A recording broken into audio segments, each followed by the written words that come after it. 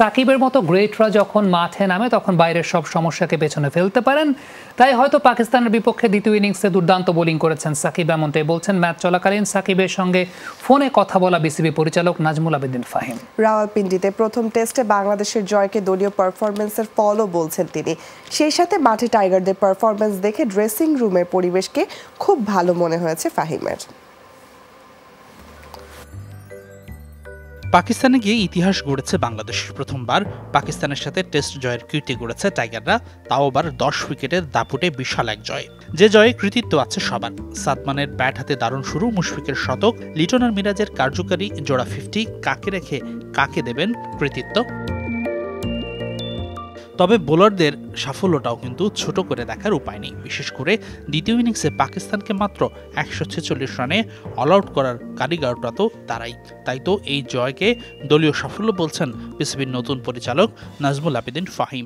বিশেষ করে সাদমানের কথা আমি বলবো, সাদমান শুরুতে যেভাবে পাকিস্তানের বোলারদেরকে হ্যান্ডেল করেছে সেটা ডেফিনেটলি অন্যান্য প্লেয়ারদেরকে এনকারেজ করেছে। মুশফিকের 190 রানের যে ইনিংসটা সেটা ডেফিনেটলি আমাদেরকে একটা উইনিং পজিশন দিয়েছে। বোলারদেরকে ক্রেডিট দিতে হবে, কারণ পেস বোলার, স্পিনার সবাই কিন্তু কন্ট্রিবিউট করেছে কোথাও না কোথাও।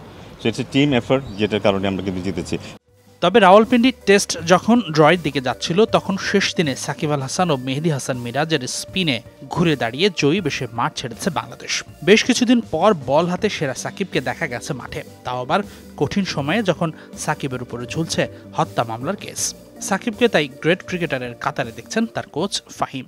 টপ অ্যাথলিট যারা ওয়ার্ল্ড যে কোনো স্পোর্টসে হোক, যে কোনো দেশেরই হোক, তারা যখন পারফর্ম করতে নামে মাঠে, আমার মনে হয় না তারা নেগেটিভ ব্যাগেজগুলো নিয়ে মাঠে নামে। আমরা দেখি সাকিব লেফট হ্যান্ডেড ব্যাটসম্যানের বিরুদ্ধে যখন বল করে সে কমফোর্টেবল ফিল করে না, কিন্তু কালকে সেটা দেখিনি। কিন্তু একটা প্রপার টেস্ট বোলার যেভাবে বোলিং করে সে সেভাবে কিন্তু বোলিং করেছে, অন্য পার্টনারদের সাথে আলাপ করছে, মিরাজকে মাঝে মাঝে আইডিয়া দিচ্ছে। বিশ্বকাপের পাশাপাশি সবশেষ 2 সিরিজে ঢুকেছে বাংলাদেশ দল। যখন মনে হচ্ছিল দলের পারফরমেন্স ঠেকছে তলানিতে গিয়ে, তখনই দারুণভাবে ঘুরে দাঁড়িয়েছে শান্তর দল। এর কারণ কি?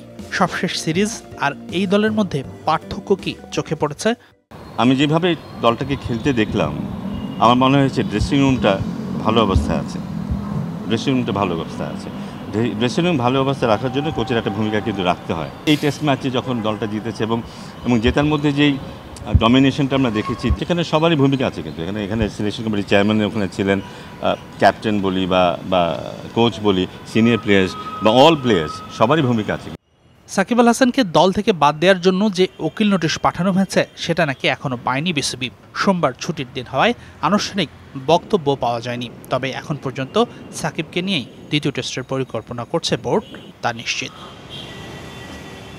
হাসানুর রহমান, যমুনা স্পোর্টস, ঢাকা।